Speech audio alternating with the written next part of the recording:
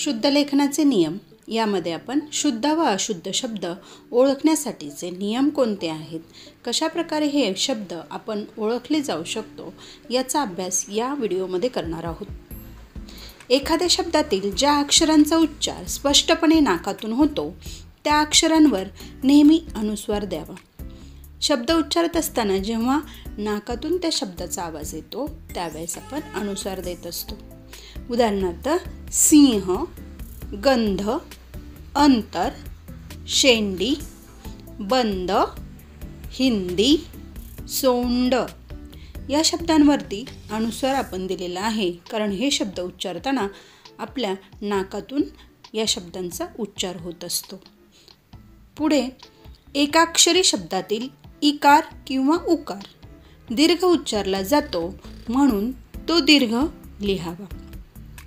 जेव्हा एकच अक्षर असतं, एक अक्षरी शब्द असतो त्यावेळेस आपण वेलांटी उकार असेल तर दीर्घ लिहायची आहे.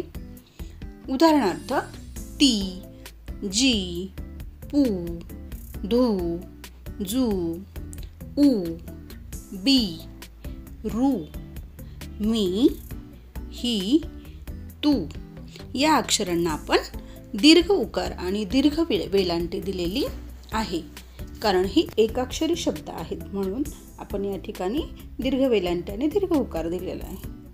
पुढे मराठी शब्दांच्या शेवटी येणारा उकार व वेलांटी दीर्घ लिहावी. ज्या शब्दांच्या शेवटी उकार वेलांटी येतो तो उकार आणि वेलांटी ही सुद्धा आपण दीर्घ लिहायची आहे. दीर्घ वेलांटी उदाहरणार्थ वारी, बाबू, पिशवी, मुलगी, रवी, सरी, तरू, ताई या सर्व अक्षरांच्या शेवटी आलेल्या वेलांटी उकारांना आपण दुसरा उकार, दुसरी वेलांटी म्हणजेच दीर्घ वेलांटी, दीर्घ उकार दिलेला आहे. त्यानंतर पुढचा नियम आहे मराठी शब्दातील अकारांतापूर्वीचे उकार व वेलांटी दीर्घ असतात. जेव्हा एखाद्या शब्दाच्या शेवटी अकारांतयुक्त अक्षर असेल त्या अक्षराच्या अगोदरचं जे अक्षर येतं त्या अक्षराला नेहमी दीर्घ वेलांटी किंवा दीर्घ उकार दिला जातो.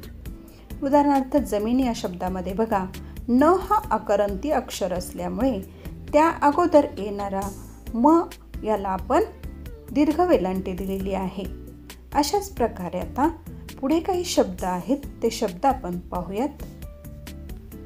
पुढे बघा काही शब्द तीर, डूल, खून, वीर, मूल, ऊस, तरुण, मैत्रीण, मालकीन, फूल या शब्दांचे निरीक्षण केल्यास आपल्याला असे दिसेल की शब्दाच्या शेवटचं अक्षर हे अकारांत आलेलं आहे हे आपल्याला या ठिकाणी दिसून येतं आणि म्हणूनच त्याच्या अगोदरच्या शब्दांना दीर्घ उकार आणि दीर्घ वेलांटी दिलेली आहे.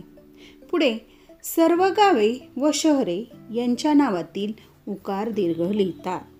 गाव आणि शहरे यांची नावं असतील त्यावेळेस आपण तिथे जो उकार येतो तो उकार आपण नेहमी दीर्घ लिहायचा आहे. उदाहरणार्थ पंढरपूर यातील पूर या शब्दाला आपण दुसरा उकार दिलेला आहे. नागपूर, कोल्हापूर, सोलापूर असेच आणखी शब्द उदयपूर, नसरापूर असे पला आपण दीर्घ उकार देणार आहोत. पुढचा शुद्धलेखनाचा नियम आहे मराठी शब्दातील शेवटचे अक्षर दीर्घ असल्यास त्या आधीचा उकार किंवा वेलांटी ऱ्हस्व लिहावी. पुढील शब्दामध्ये पहा, पाहुणा हा शब्द दिसतो आहे. या शब्दामध्ये ना हा दीर्घ असल्यामुळे त्याच्या अगोदर येणारा ह त्याला आपण ऱ्हस्व उकार दिलेला आहे. म्हणजेच पाहुणा या शब्दामध्ये हला आपण ऱ्हस्व उकार दिलेला आहे. उदाहरणार्थ छकुली, दामिनी, राधिका, महिना, सरिता, मिती या शब्दांना देखील आपण अशाच प्रकारे नियम लावलेला आहे की शेवटच्या अक्षराला जर दीर्घ वेलांटी दीर्घ असेल तर आपण त्याच्या अगोदरच्या अक्षराला ऱ्हस्व उकार ऱ्हस्व वेलांटी दिलेली आहे. पुढे आपण आता काही शब्द सरावासाठी घेणार आहोत आणि ते पाहणार आहोत की ज्या शब्दांमध्ये आपल्या चुका होतात असे काही शब्द या ठिकाणी मी दिलेले आहेत. नमुना, निष्कपट, निर्मल, प्रतिज्ञा, पुस्तक, भक्ती, मूल्य, गृहपाठ, गिऱ्हाईक, गृहस्थ, चातुर्य, दुष्काळ, दुर्गंध, नमस्कार, आशीर्वाद, उच्चार, उत्साह, क्रमांक, काश्मीर, कुस्ती, गणेशोत्सव. पुढे अग्नी, अनुस्वार, अपूर्णांक, अवर्णनीय, अंतर्मुख, आकर्षक, आयुष्य. अशा प्रकारचे हे काही शब्द आपणास सरावासाठी दिलेले आहेत. पुढे मी काही तुम्हाला अनुस्वाराचे शब्द दिलेले आहेत.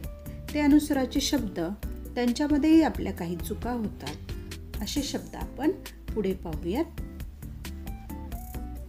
अनुस्वाराचे शब्द अंगण, अंधार, अंध, अंजन, अंघोळ, रांजण, यशवंत, कांचन, मंथन, संरक्षण, संवाद, गंमत, संताप, संगत, हंस. अशा प्रकारच्या या शब्दांचा आपण सराव करायचा आहे. अशा प्रकारे आज आपण शुद्धलेखनाचे नियम कसे आहेत हे पाहिले आणि त्यानुसार आपण शुद्ध शब्द कसे लिहायचे याचा अभ्यास या व्हिडिओतून केला. व्हिडिओ शेवटपर्यंत पाहिल्याबद्दल सर्वांचे मनापासून धन्यवाद. अशाच नवनवीन व्हिडिओंसाठी लाईक, शेअर आणि सबस्क्राईब करायला विसरू नका. थँक्यू.